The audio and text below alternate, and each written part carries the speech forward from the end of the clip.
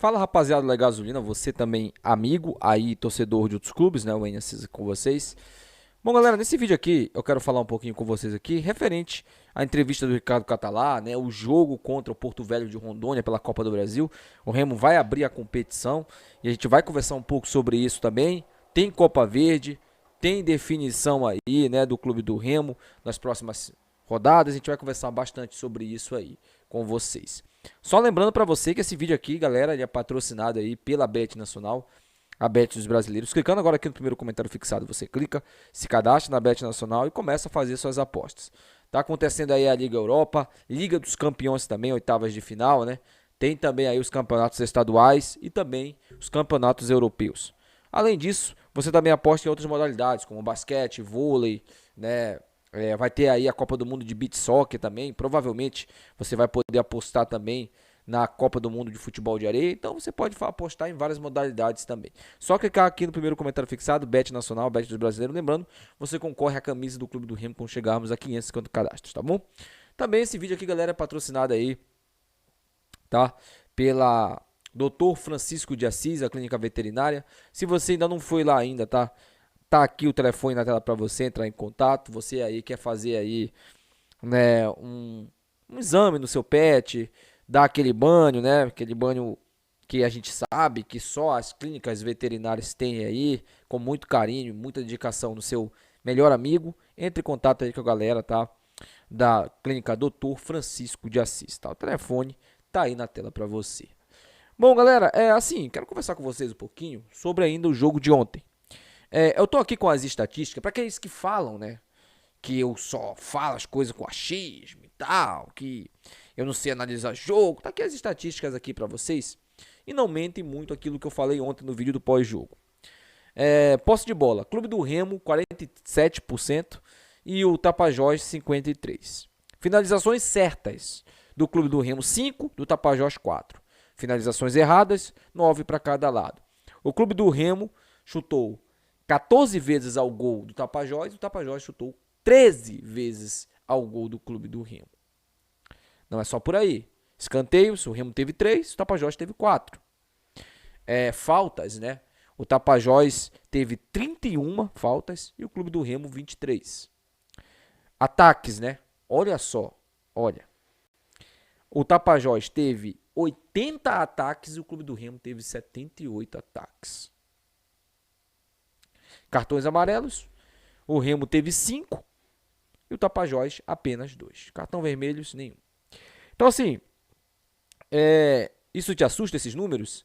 Se não te assusta, meu amigo, eu sinto muito. E eu tô falando isso aqui para vocês, com os números, basicamente falando que o Remo ele não tem domínio nenhum nos seus jogos. Eu vou pegar aqui para vocês, eu vou fazer um vídeo também, pegando as estatísticas dos jogos anteriores também do Clube do Remo.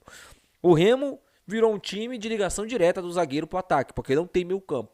Se você perceber o jogo de ontem, o Lídia pegava a bola toda hora e lançava pro Camilo, ou lançava pro Marco Antônio, que foi muito bem ontem, ou lançava até mesmo pro Felipinho. Então, não há uma organização dentro do Clube do Remo, pelo menos dentro de campo. O Remo, na terça-feira, vai jogar contra o Porto Velho. Daqui a pouco a gente fala um pouco mais sobre esse jogo. Mas é uma partida decisiva, financeiramente falando, para o Clube do Remo. Se o Remo passar, o Remo vai ganhar quase R$1 milhão. É 900 e uns quebradinhos aí. Sem contar que há a possibilidade do Remo chegar à terceira fase da competição. Porque não pega nenhum time de Série B. Vai pegar um time, no máximo, de Série C, que é o Ipiranga. No máximo. Então, há essa possibilidade também. Mas do jeito que as coisas estão andando, principalmente com as convicções do treinador, e daqui a pouco eu quero falar um pouco, né, sobre o que ele falou na entrevista, eu fico bastante preocupado como torcedor. Ontem eu não consegui nem comemorar um pouco a vitória, porque eu não acho que o Remo jogou um futebol merecedor de uma vitória tranquila. O resultado de ontem foi mentiroso, 3-1 foi mentiroso. Era para ter sido 3-2, 2-1, ou até mesmo um 3-3, um 2-2. Porque o Tapajós teve chances claras de gol. Claras. O Marcelo Rangel fez 2 defesas ali importantíssimas. Teve bola na trave do Tapajós. E o camisa 10 do Tapajós, como todo o meio campo, que tem destaque com a bola no pé, ele se destacou nesse jogo de ontem contra o Clube do Remo, porque não há marcação no meio campo. Antes de eu falar sobre a entrevista aí do Catalá, fica aí com a vinheta do canal.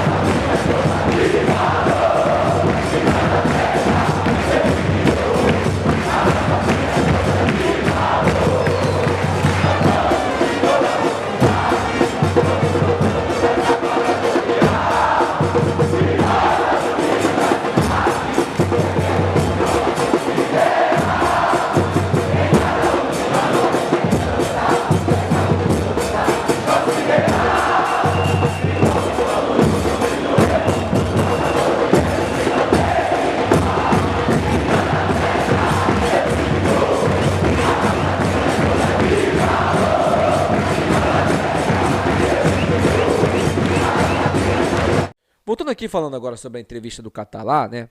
Ele falou sobre as contratações, que foram 24 novas contratações, né, do Clube do Remo, e que não é fácil, né? Todos os times no Brasil, eles têm dificuldades mesmo contra equipes menores. Isso aí eu não tenho dúvidas e assim, não discordo nem um pouco com ele.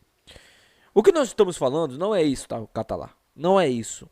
Não é exatamente essa questão dos jogadores novos, eu sei que isso pesa, há essa dificuldade também. O que nós estamos falando é um padrão. O Remo não tem um padrão hoje. O Remo é uma faranda, o Remo é um catado em campo. Parece que você faz o seguinte: antes do jogo você chama o Jaderson, chama o Felipinho, chama o Marco Antônio, chama o Ítalo, chama o Camilo, entrega uns coletes pra ele e fala: entra em campo, faz o que você sabe fazer. Parece que é isso. Não há organização no time do Remo. Outra coisa, meu irmão. O pianista toca piano. O saxofonista ele toca saxofone. O flautista ele toca flauta. Você não vai ver o pianista tocar flauta. Você não vai ver o saxofonista tocar piano.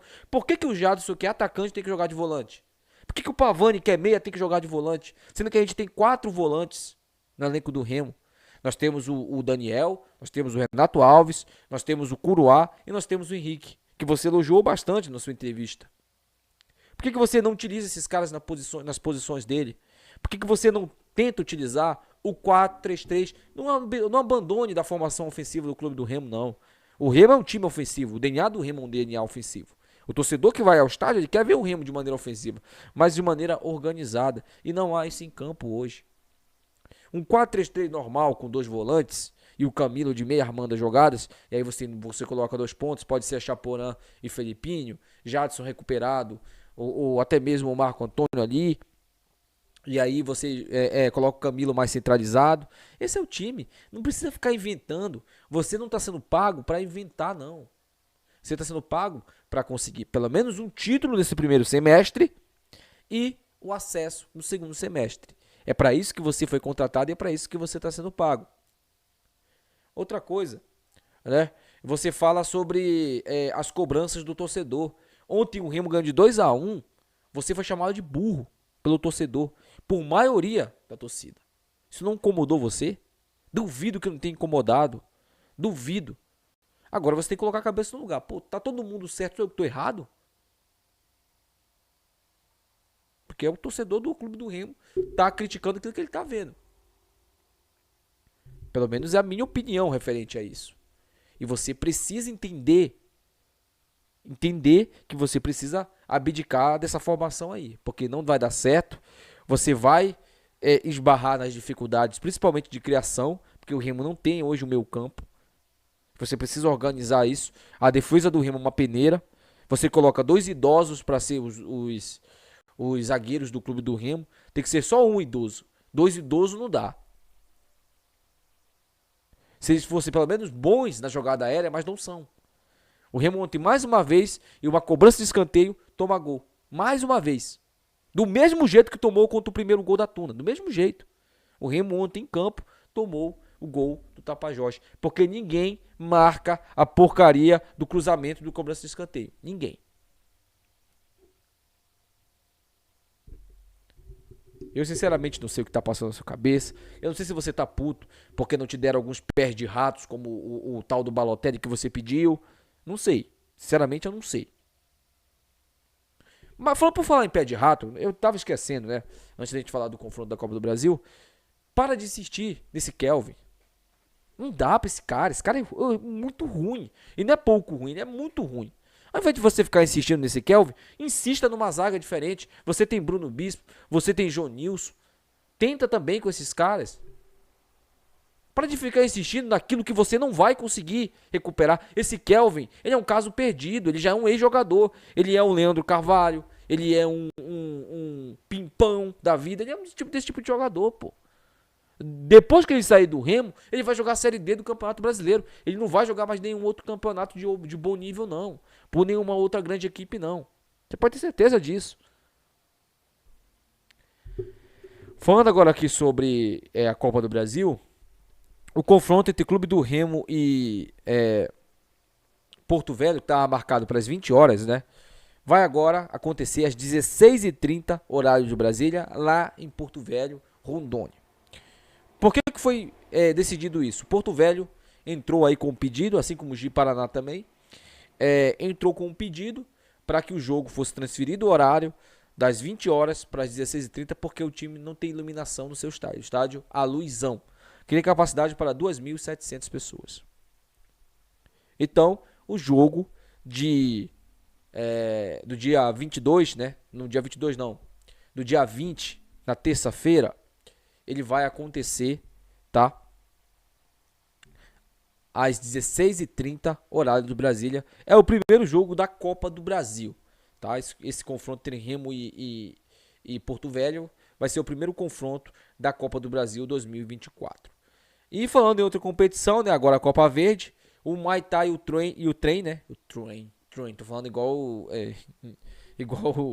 americano, né? Norte-americano, quando chega no Brasil. Trem. O Muay Thai e o Trem do Amapá se enfrentam no dia 22 à noite, às 20 horas.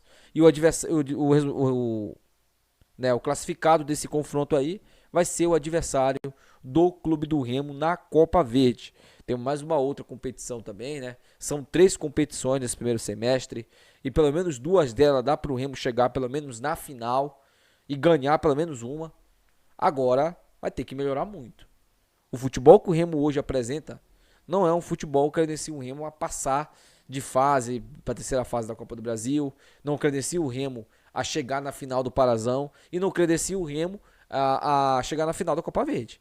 Sinceramente. Tá? Hoje o Remo não tem organização e não tem confiança também. Mas dizer que os jogadores do clube do Remo não estão correndo, não estão se esforçando, seria até uma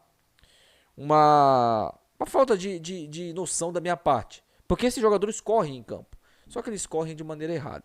Deixa aí seu comentário, quero muito saber sua opinião. Até o próximo vídeo. Tchau.